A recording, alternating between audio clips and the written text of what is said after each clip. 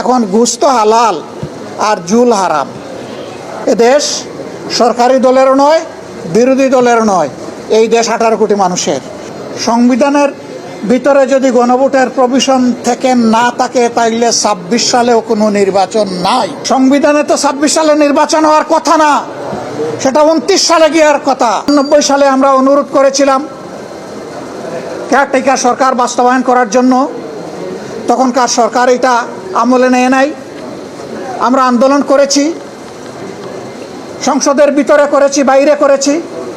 শেষ পর্যন্ত ওই সরকার আরেকটা পার্লামেন্ট গঠন করে একটা মাত্র বিল পাশ করে বিদায় নিয়েছিল। সেই বিলটা ছিল কেয়ারটেকার সরকারের বিল। আমরা চাই না 5 বছর পরে সরকার এটা করুক। আমরা চাই সরকার তাদের দেওয়া ওয়াদায় ফিরে আসুক, জনগণকে সম্মান করুক, অবিলম্বে তা বাস্তবায়ন করুক। এবং জনগণ এখন যে একটা অস্বস্তির মধ্যে আছে, এইটা থেকে সরকারি দলের দায়িত্ব হচ্ছে জনগণকে অস্বস্তি থেকে মুক্তি দেওয়া।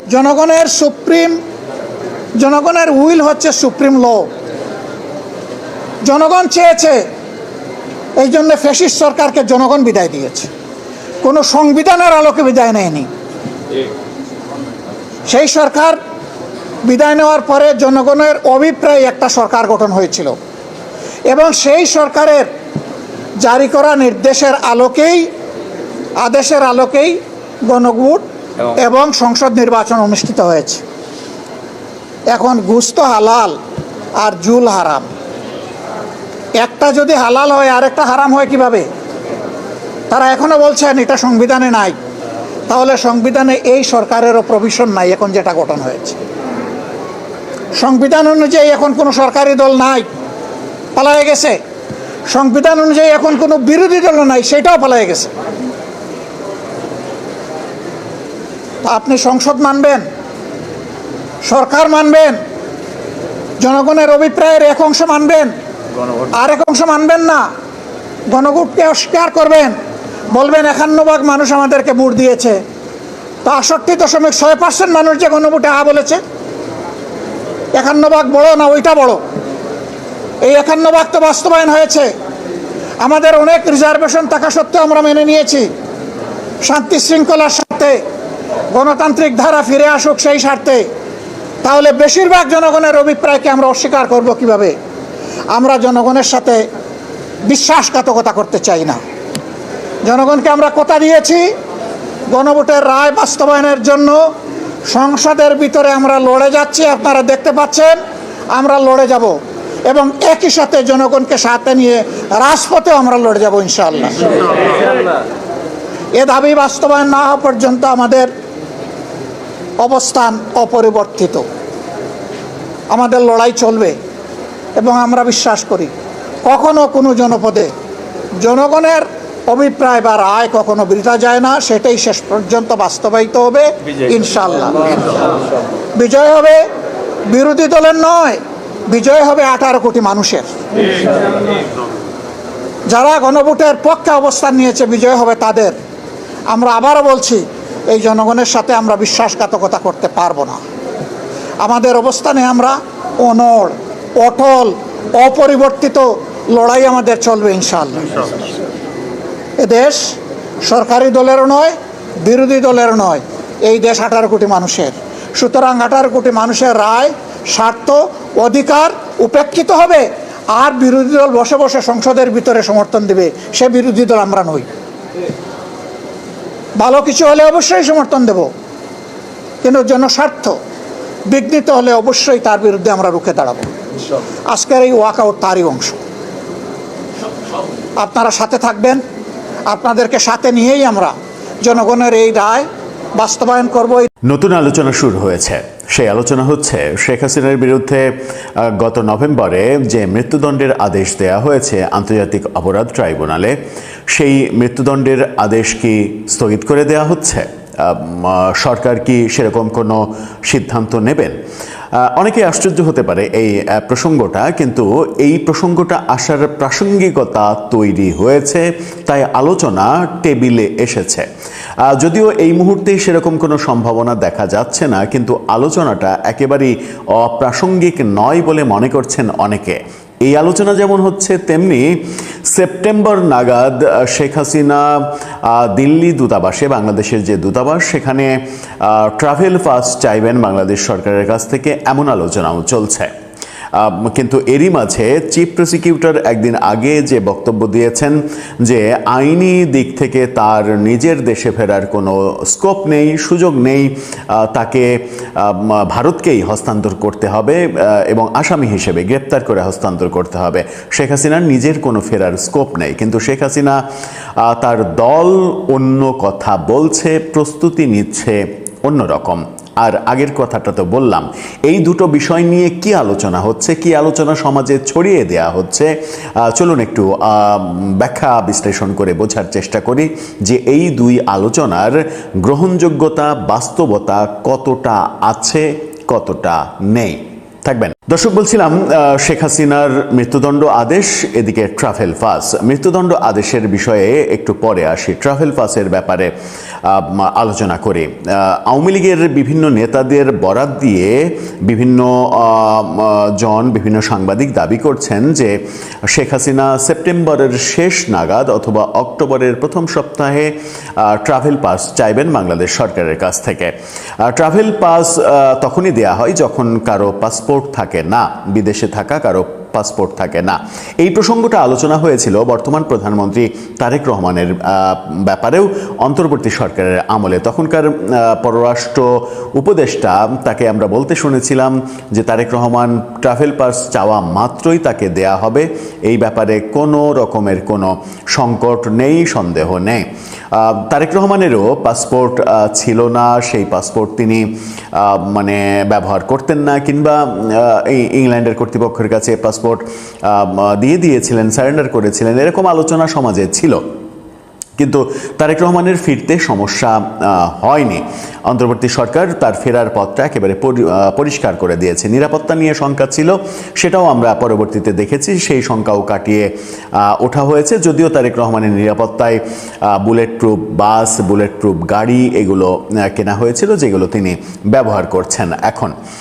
শেখ হাসিনার এই দেশে ফেরা, এর আগে শেখ হাসিনা দেশে ফিরেছেন আরও দুইবার। সেই বঙ্গবন্ধু হত্যাকাণ্ডের পরে 81 সালে তিনি ভারতে অনেক দিন থাকলেন, তারপরে বাংলাদেশে ফিরলেন।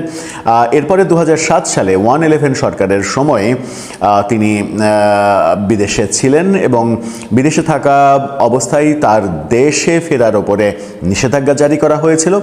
তৎকালীন অন্তর্বর্তী সরকার, ফখরুদ্দিন মঈনুদ্দিন সরকার, তার ফেরার ব্যাপারে নিষেধাজ্ঞা জারি করেছিল। পরবর্তীতে লন্ডনের হিথ্রো বিমানবন্দরে তাকে আটকে দেওয়া হয়েছিল, যেহেতু নিষেধাজ্ঞা আছে তাকে বিমানে চড়তে দেওয়া হয়নি। এই ব্যাপারটা আন্তর্জাতিক গণমাধ্যমে, দেশের গণমাধ্যম তো অবশ্যই, আন্তর্জাতিক গণমাধ্যমে এত বেশি ফলাও করে প্রচার হয়েছিল যে তখনকার অন্তর্বর্তী সরকার পরবর্তীতে সেই নিষেধাজ্ঞা আবার তুলে নিতে বাধ্য হয়েছিল, শেখ হাসিনা ফিরেছিলেন। কিন্তু সবথেকে গুরুত্বপূর্ণ ব্যাপার সেটা হচ্ছে যে সেই সময় শেখ হাসিনা যখন ফিরেছিলেন তখন কিন্তু আওয়ামী লীগের নেতাকর্মীরা ব্যাপক শোডাউন করেছে তার ফেরাকে কেন্দ্র করে, বিমানবন্দর থেকে শেখ হাসিনার বাসা পর্যন্ত।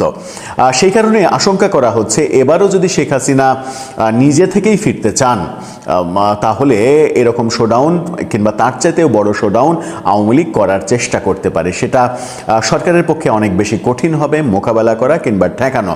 সরকার আইনশৃঙ্খলা রক্ষাকারী বাহিনীকে দিয়ে যদি সেটা ভণ্ডুল করতে চায়, তাহলে সাংঘর্ষিক পরিস্থিতি তৈরি হতে পারে, একটা বাজে সিচুয়েশন তৈরি হতে পারে। সেটা আমরা কেউই প্রত্যাশা করি না যে দেশের মধ্যে কোনো অরাজক পরিস্থিতি সৃষ্টি হোক।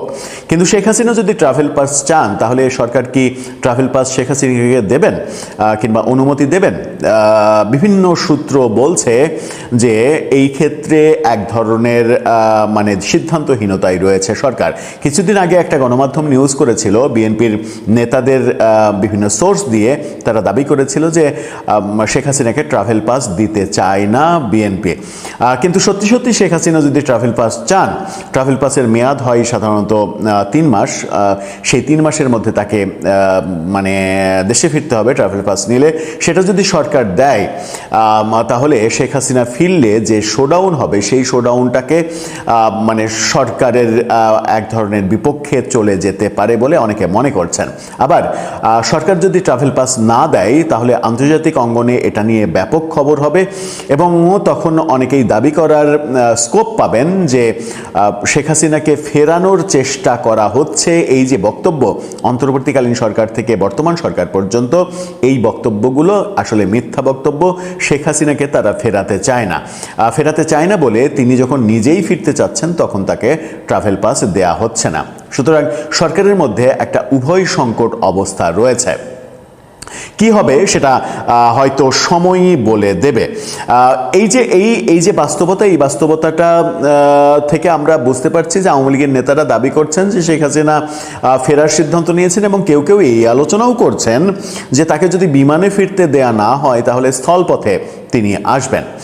স্থলপথে আসার ক্ষেত্রে কি ভারত তাকে সহযোগিতা করবে, সেই প্রশ্নও আসে। আর স্থলপথে আসার ক্ষেত্রে তিনি বাংলাদেশের সীমানায় আসলেই তো তাকে গ্রেপ্তার করা হবে, এটাই তো স্বাভাবিক। হ্যাঁ, গ্রেপ্তার তো বিমানে আসলেও তাকে করা হবে, তাকে হয়তো নিজে থেকে আত্মসমর্পণ করার জন্য কোর্টে যাওয়ার সুযোগই দেয়া হবে না। এটা একটা মিনিমাম ব্যাপার, এটা হবে। এবার আসি মৃত্যুদণ্ড স্থগিতের প্রসঙ্গটা কেন বললাম, সেটা হাস্যকর প্রসঙ্গ কিনা। যে কারণে এই আলোচনাটা অনেকে করছেন, ব্যাপারটা আমার কাছে অতটা গুরুত্বপূর্ণ মনে হয় না, কারণ একটা ঘটেছে বলে আরেকটা ঘটবে এটা হওয়ার কথা নয়। কি ঘটনা ঘটেছে আমরা জানি যে শেখ হাসিনার আমলে, আওয়ামী লীগের আমলে যে যুদ্ধাপরাধীদের বিচার হয়েছিল, সেই যুদ্ধাপরাধীদের বিচারের একজন আসামি মাওলানা আবুল কালাম আজাদ, যিনি এনটিভিতে কোরআনের আলো ছড়াতেন, কোরআনের প্রশ্নোত্তর এরকম একটা প্রোগ্রাম করতেন, এনটিভি তাকে দিয়ে প্রোগ্রাম করাতো। আওয়ামী লীগের আমলে দাবি করা হচ্ছিল তিনি এক কুখ্যাত রাজাকার যুদ্ধাপরাধী, এবং আন্তর্জাতিক অপরাধ ট্রাইব্যুনালে তখন তার মৃত্যুদণ্ডের শাস্তি হয় এবং তিনি পালিয়ে পাকিস্তানে চলে যান। পাকিস্তানে চলে যাওয়ার পরে অন্তর্বর্তী সরকার, এই ইউনূস সরকার যখন আসে, শেখ হাসিনা সরকারের পতনের পরে ইউনূস সরকার আসার পরেই তিনি ফিরে আসেন। সেই ফিরে আসাটা সম্ভবত গত বছরের জানুয়ারিতে তিনি ফিরে আসেন, এবং ফিরে এসে মজার ব্যাপার হচ্ছে তিনি ওই আন্তর্জাতিক অপরাধ ট্রাইব্যুনালে হাজিরা দেন, সারেন্ডার করেন, এবং সারেন্ডার করার পরে তার যেটা হয় জামিন, এবং সব থেকে বড় যে কথাটা আলোচনা করতে চাচ্ছিলাম সেটা হচ্ছে অন্তর্বর্তী সরকার তার মৃত্যুদণ্ডাদেশের উপরে স্থগিতাদেশ দিয়ে দেয়। অন্তর্বর্তী সরকার তার আন্তর্জাতিক অপরাধ ট্রাইব্যুনালের রায় স্থগিত করে দেয়।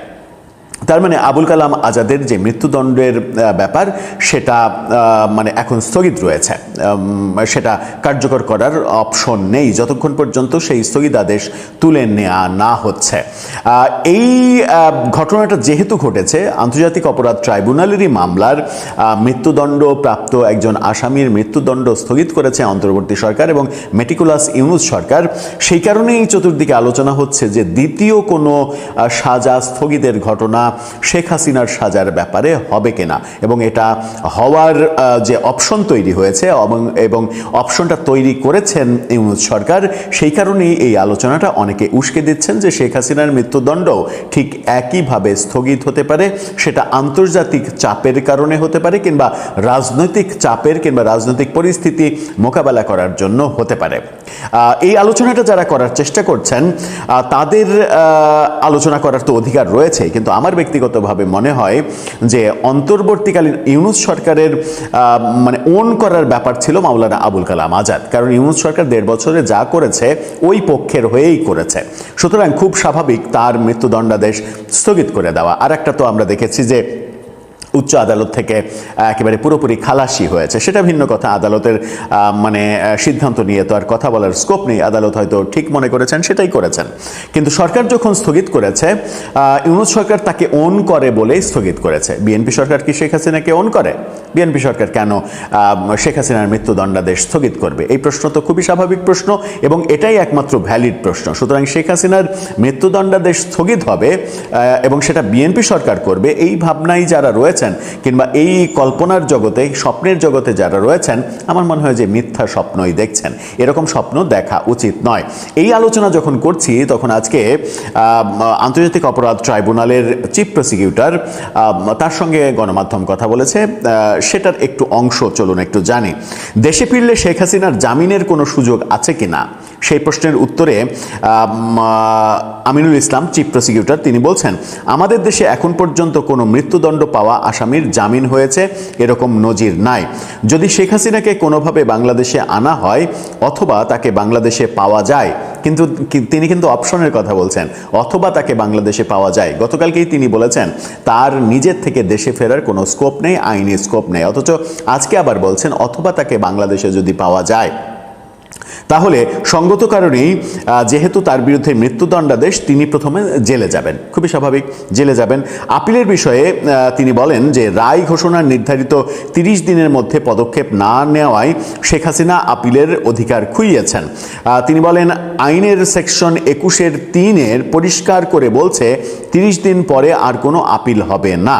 যদি আপিল করার সুযোগ না থাকে তাহলে সাজা বহাল থাকবে, তবে চূড়ান্তভাবে বিষয়টি নির্ভর করছে সর্বোচ্চ আদালতের উপরে। এখন তিনি বোধহয়, আমিনুল ইসলাম, তিনি বোধহয় ভুলে গেছেন যে এই যে আবুল কালাম আজাদের কথা বলছি, মাওলানা আবুল কালাম আজাদ, তিনি আপিলের সুযোগ পেলেন কিভাবে তাহলে? এটা তো একটা বড় প্রশ্ন। তিনি এত বছর পরে দেশে ফিরলেন, দেশে ফিরেই তার মৃত্যুদণ্ডাদেশ স্থগিত করা হলো, তিনি আপিল করলেন, কিভাবে পেলেন এই সুযোগটা? যাই হোক, বাংলাদেশে মানে আইন থাকে, আইনের বাইরে ক্ষমতার দাপটে অনেক কিছু হয়, এটা আমরা জানি। যার ক্ষমতা আছে সে অনেক কিছু করে, যার ক্ষমতা নেই সে কিছুই করতে পারে না। এখন বাস্তবতা তাহলে কি দাঁড়াচ্ছে? শেখ হাসিনা যদি ট্রাভেল পাস চায় তাহলে তাকে ট্রাভেল পাস দিয়ে আওয়ামী লীগকে শোডাউন করার অপশন করে দেবে বিএনপি সরকার, নাম্বার 1। নাম্বার 2, ট্রাভেল পাস না দিয়ে আন্তর্জাতিক অঙ্গনের চাপের মধ্যে পড়বে তারা।